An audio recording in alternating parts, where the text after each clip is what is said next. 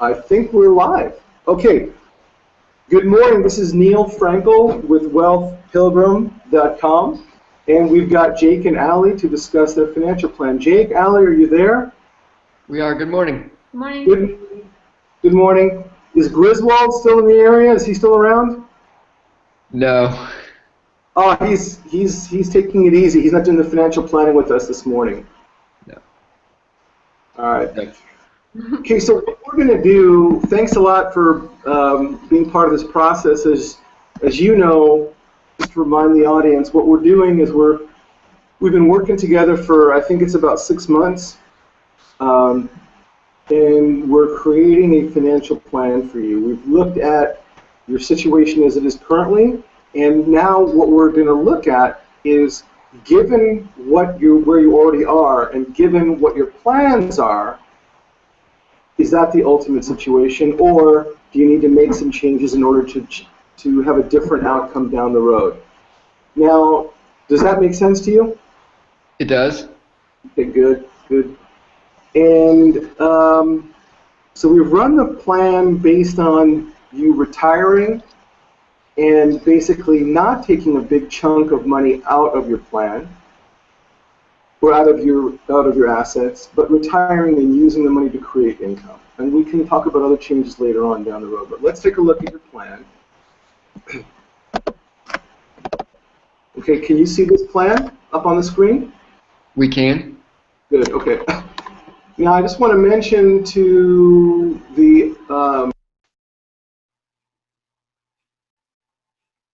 we went through this a little bit prior to getting on, on camera, and we found a few mistakes which had to be corrected. So first of all, I want to thank you two very much for going through that and looking at that. And second of all, I want to use that as a reminder to everybody financial planning documents and make sure the assumptions are correct, because obviously if the assumptions aren't right, then the bottom line, you're not going to have any outcome that's worth anything. Okay.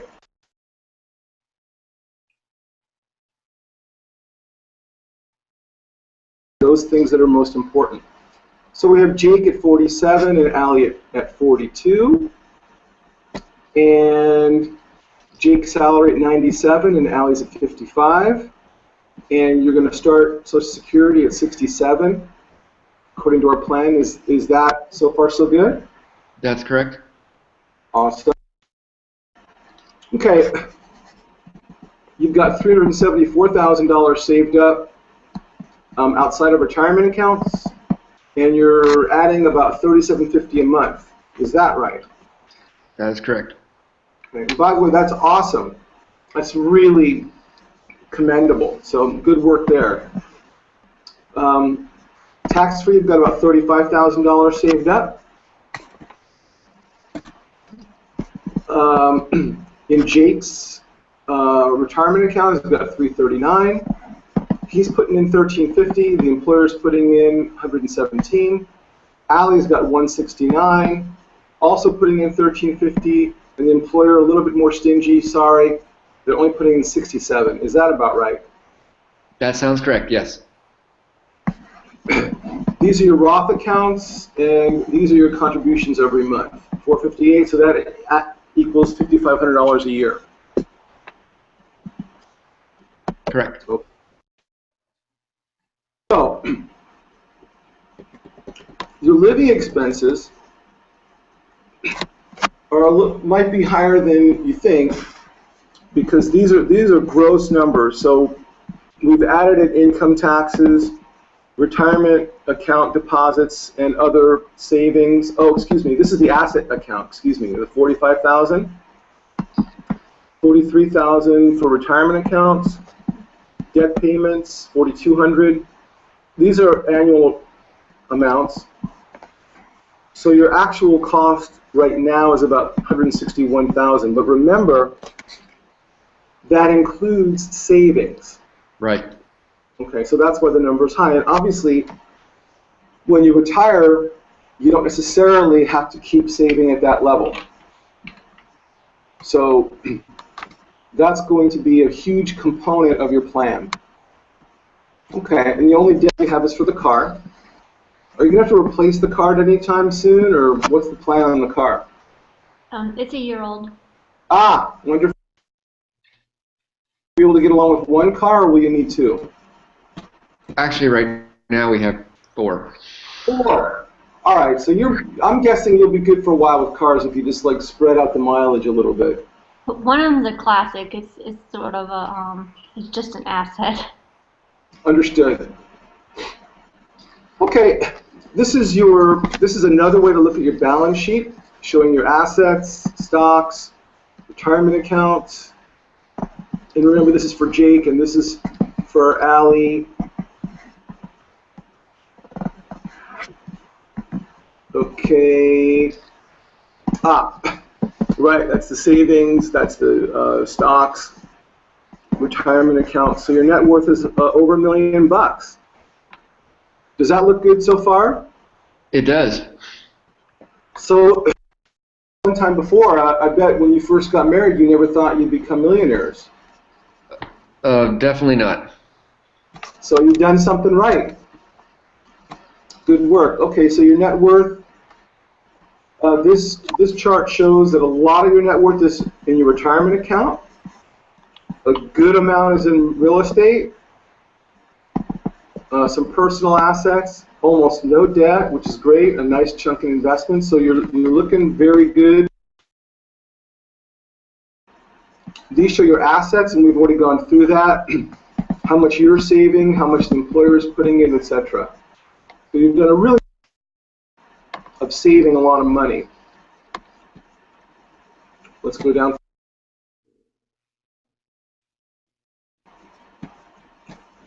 Okay, so we talked about insurance, and obviously the thing you need to think about is if something were to happen to either one of you before you retired, which, you know, your retirement's pretty close, so it may not be something you might want to roll the dice with it, but depending on what you do, if you were to retire, once you retire, of course, then you're going to depend on assets rather than income, so the insurance isn't as important. Whereas if you take a bunch of money out and start using it for business, then life insurance becomes very important. But let's just go for. Uh-oh, I think we lost the audio. Can you hear me now? Yep. Okay. Okay. So this is the number you gave me, about $36,000 a year is what it costs you to live. That's what we're seeing according to the numbers we've been collecting for the Naked with Cash series. Awesome.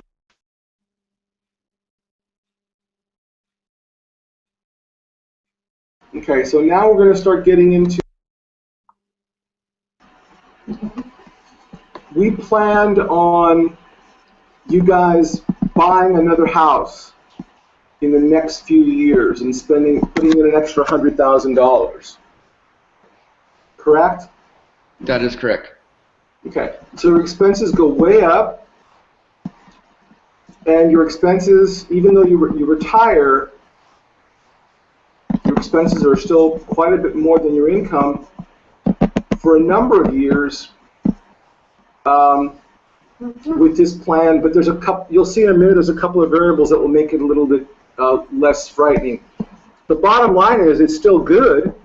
You still don't die broke, but it's going to be scary between the ages, you know, for 20 years you're going to be, it's not going to be comfortable. Not 20 years, more like 18. Because your expenses will be here, your income will be down here.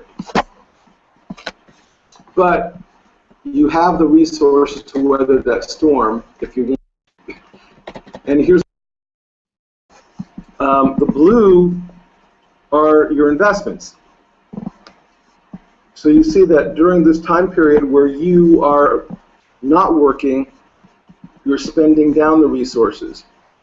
And just when you're out of money, out of the savings, you start kicking in the retirement. The retirement starts kicking in. And you won't have the 10% penalty because you're you're over 59 and a half. So then you start taking bigger and bigger withdrawals from your retirement. Pensions and Social Security starts kicking in, so you're all good. But during this period, you're spending down your assets. It's not necessarily a bad thing, but it's something you need to be aware of. Right? Exactly. That's actually what we had planned on. I mean, that's sort of where the cash is being saved for to live off of. Okay, no problem.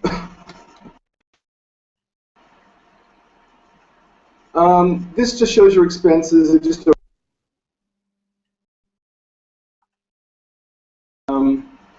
so really, what's critical here, this is just a numbers instead of the graphs. What's critical is that your investment accounts earn the returns that they are, that we're projecting out, that your retirement accounts earn. Now this is a problem because, well, it's not necessarily a problem. You've got a lot of money in cash, and since we're talking about a pay down over a number of years, 1, 2, 3, 4, 5, 6, 7, 8, 9, 10, 11, 12, over 10 years, I'm not sure that keeping all that money in the bank is the right way to do it. There's risks and rewards, but it's something that has to be discussed. But the investment returns are part of this, a big part of your success, both on the investment accounts and the Roth IRA, as well as your expenses. Now, something tells me you'll be real good on the expenses. I don't have a real problem. But expenses are a little bit high, and I'll tell you why. Because you originally filled out these documents saying that you would continue making contributions to your savings after you retired. It goes down, but they still continue. And I'm not sure that you have to do that. Are you with me? Yes, I understand. Okay. So together, that's 30 grand right there between your Roth and your savings account. So in other words, if you're spending down your assets, why not just reduce? Basically you're going to put the money in, and then you're going to take it right out. Exactly. So that, I don't know that it makes the most sense to do. So I would want to rerun the plan with that, and then you have to think about this Roth if you still really want to do that or not. Because if remember, it's there, I would go ahead and do it just because of the tax savings even further down the road, possibly. well, remember that when you retire, you're not going to be, you could do it, that's fine. You have to consider what your tax bracket's going to be when you retire. And can you still hear me? Yes. So what I'm saying is, let's switch back over to me, because how many numbers can you look at, for gosh sakes? There we go. The thing you have to consider is that once you retire, you may not be in a high bracket. You may be in a very low bracket, so the Roth may not help you all that much. That's true, too. Didn't think about that. Okay. So the bottom line is that your plan works. And what I really like is that you thought this through before. So what you projected out, it seems to work. The issue becomes then if you take a big chunk of money out of your savings and your investments and invest it in the business, which is something that we talked about when we first started. Exactly. So what my conclusion is, it's fine if you take a bunch of money out, but it has to generate income. It has to generate income. It can't be a let's try it and see what happens, because you're depending on those assets to get you through until retirement income starts coming in. Right. Is that, I mean, what is your, when you see, let's go back over. We wouldn't have wanted to work this hard throughout the entire time to have that one thing not generate the money and make it where we're having to work at that point. Wait, say that one more time. That's important. Say it one more time. I mean, we've worked very hard to get to where we are, and we don't want to take a chance of throwing everything away and investing in a company or the company and then having to work. Okay, so in my opinion, and you know, I'm not going to have to live with your decisions, but I would go the same way, and I would think that Allie's business is fine because it's not going to require a big capital investment. Jake's business idea could involve a lot of money, and you just have to really be careful about that and really think that through. Maybe you work at a veterinary hospital for a while, or donate, volunteer at a, you know, with animals. I don't know. There's a lot of opportunity, but I think to just jump in and invest a big pile of money, we don't have a big cushion for you to do that. I agree. I understand. Okay, so at this point, it seems, I mean, so let me just go back and say, again, you guys have done an amazing job. And the purpose of what we have just done, let me come back over to talk with you instead of you looking at a screen. Well, some people would prefer to look at a screen than my face. But too bad. The purpose of what we've done here is to, again, to distill exactly what's going on, how much are you spending, where are your assets, and how much they're earning, and you've done that. So even if we didn't make any projections, it would be great just to know where you stand. So you did a good job there. And then we looked at, okay, given the likelihood of investment returns, spending changes, income changes, this is what your picture is going to look like, and it looks fine. And the beauty and the power of a financial plan isn't to say, to sign off and say, okay, you know, just do this and don't worry about it. You know, things can change in the future. Your needs could change. Your spending could change. Your desires could change. Your lifestyle. Maybe you'll get a great offer and you want to go back to work. I mean, we don't know. If anything, we just don't know what the future holds. So this is structured to tell you as much as we know today if you're on the right path or not. And you're definitely on the right path, but if you're planning on taking a chunk of money out and spending it on a business, you ratchet up your risk significantly. That's what this tells you. It doesn't say that you can't do the business. It just says that you have to maybe, if you're willing to take the risk, which it sounds like you're not, but you have to weigh that. And the other thing you have to look at is, what are the alternatives? Maybe to go into business with a friend, you put in your sweat equity, someone else puts in the money.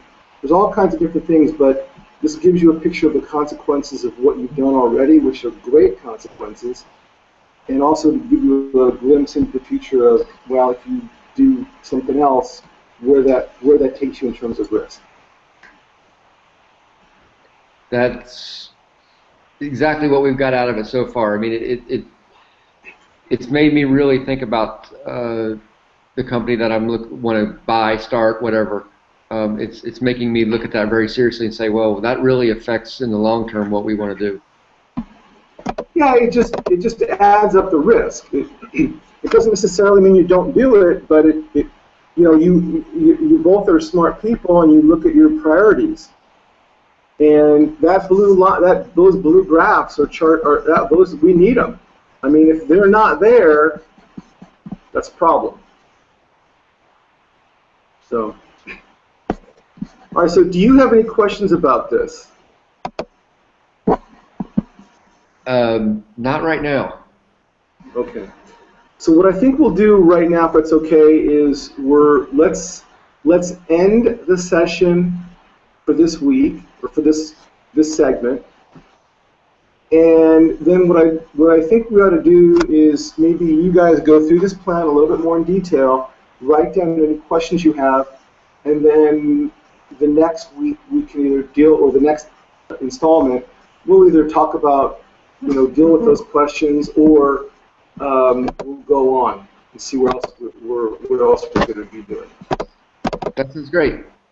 Yeah, I don't know what I just did technologically, but it seems pretty psychedelic. Oh, wow. Yeah.